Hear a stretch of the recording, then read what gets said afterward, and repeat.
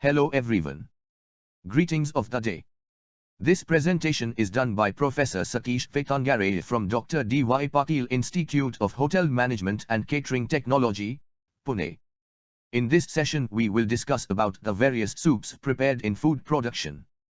In this slide we will discuss about the aims of soup making.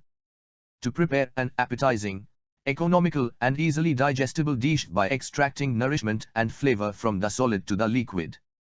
Soup is a liquid food consisting of meat, seafood, vegetables, cereals or poultry. They play an important role on the menu and are regarded as appetizers as they stimulate the appetite for the heavier foods to follow. On the menu, they are served as the first course, if appetizers are not being served. Stock is the foundation of all good soups. In this slide we will discuss about the classification of soups. Here we can see the chart presentation about classification of soups. In this slide we will discuss about the thin soups. Most of the thin soups are clear, flavored, nutritious liquids and are prepared without the use of starch. The soup is a thin liquid with garnish or with small, dainty cut food items floating in it. Thin soups have two categories: passed and unpassed. Passed soups. Once the soup is prepared it is strained through a double muslin cloth. Unpassed soups. These soups are not strained normally. They serve as it is prepared. In this slide, we will discuss about the consommé soups. Consommé comes from the word consummate, which means to bring to completion or perfect. It is a strongly flavored, clarified and passed soup. Consommés are varied and the soup gets its name from the additional ingredients that are added to the consommé. Consommés should be sparkling clear and can be served hot or cold. In this slide, we will learn about the recipe and the ingredients used to prepare consommé soup. The ingredients used to prepare consommé soup are minced meat, carrots, stock, celery, bay leaves, onions, turnip, egg whites, thyme, peppercorns. In this slide, we will discuss about the procedure to prepare consommé soup. Mix minced meat and chopped onions, carrots, turnips, celery and mix well with egg whites. Add cold stock, thyme, bay leaf and peppercorns. Place on fire, go on stirring so that the ingredients do not stick to the bottom of the pan and the particles are suspended. When the mixture starts boiling, lower the temperature and let it simmer until the coagulated mass that is raft comes to the top. Simmer for 1.5 hours. When consommé is clear and tasty, strain through a double muslin cloth. Add seasoning. In this slide we will discuss about the clarification of consommé soup. During cooking, the protein content derived mainly from the egg white and minced beef coagulates, flocculates and rises to the surface of the consommé as rafts.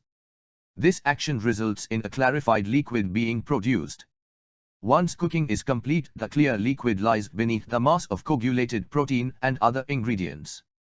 In this slide we will discuss the points for consideration while preparing consommé soups.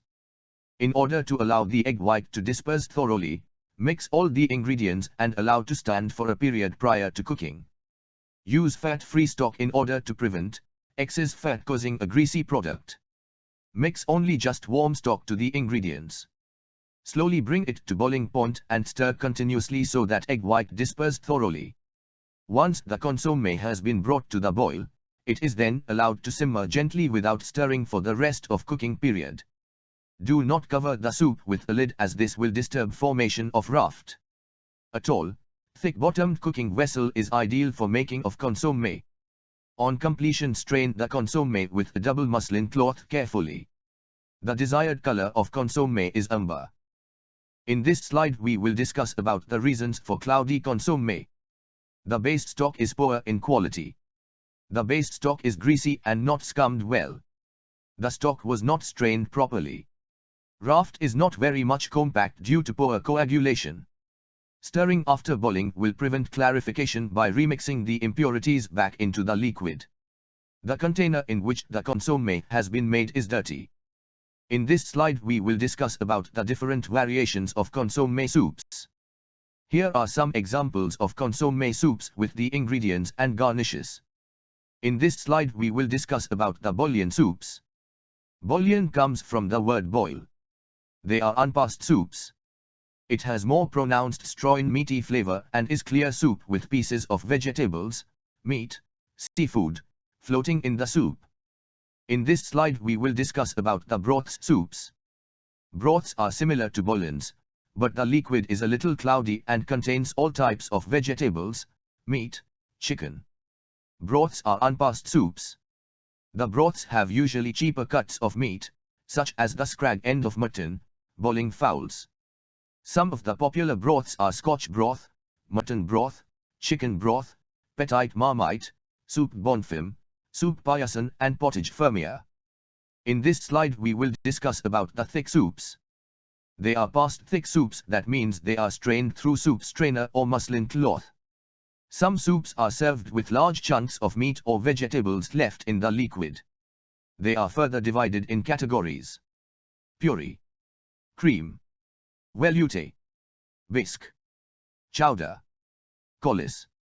In this slide we will discuss about the puree soups. Pureed soups are a lot like classical soups in the sense that they consist of a liquid plus a thickening agent. The liquid is usually broth, stock, or milk, and the thickener is roux, which is a combination of butter and flour. With pureed soups, the liquid is broth or stock, and the thickener is the vegetables themselves. Puree soups are thick soups made by cooking and then pureeing vegetables or ingredients used in the soup. In this slide we will discuss about the cream soups. A cream soup is a passed thick soup. It may be vegetable-based or even meat-based. But most commonly vegetables are used to prepare cream soups. They are composed of a puree of vegetables, fish, poultry or meat and thickened with bechamel sauce or given a cream finish. Milk, cream, light cream or half and half is used to dilute and achieve correct consistency. In this slide we will discuss about velouté soups. A velouté is a thick soup, which is thickened with a blonde roux, passed and finished with a liaison. Velouté is prepared by roux, adding stocks and the pureed vegetable or meat and hot milk is blended in, to produce a smooth soup. Finishing of velouté is done by a liaison, that is cream and egg yolks, as it enhances the taste and texture. The texture of velouté is smooth and velvet-like. In this slide we will discuss about bisque soups. Bisque is a smooth, creamy, highly seasoned soup of French origin and classically based on a strained broth of crustaceans. Bisques are shellfish puree soups. Bisques are thickened with rice or cream. It is a slightly thick cream type of soup with small particles of cooked shellfish floating in it. A small amount of wine is added to enhance the flavor.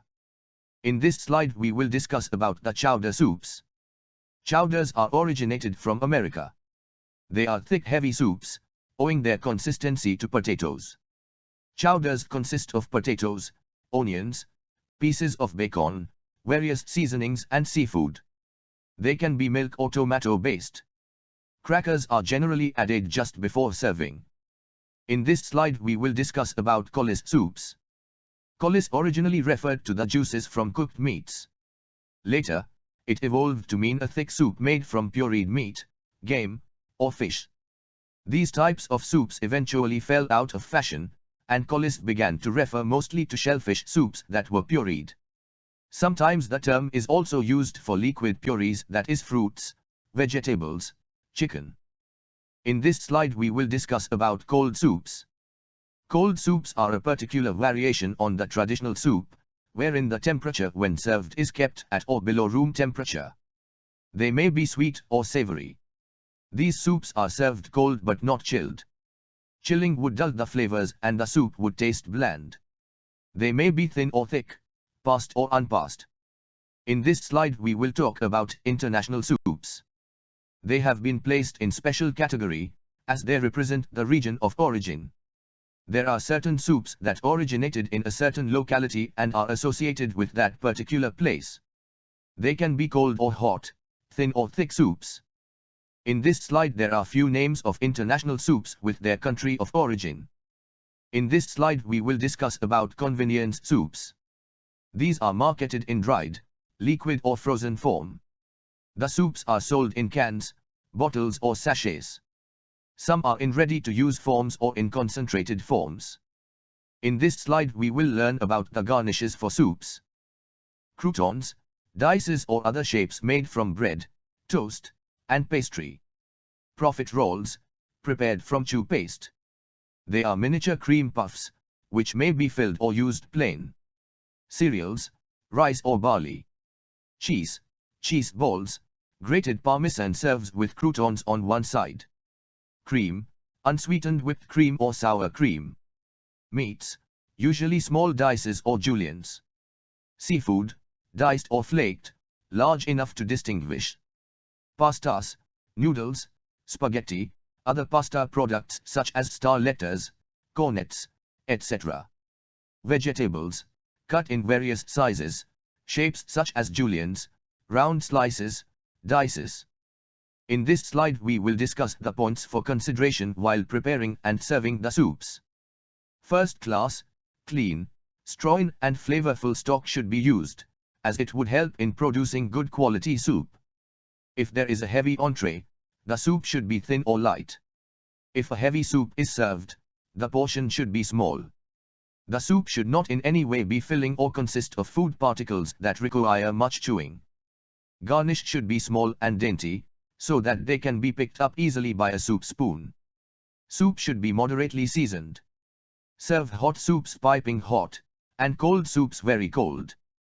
A little sugar should be added to tone the acidity of the soup, before mixing cream as it prevents curdling. Consommé should be amber in color. Accompaniments of soups should be of crisp character. Example: Melba toast, various crackers, breadsticks, cheese croutons, bread rolls, etc. Thank you.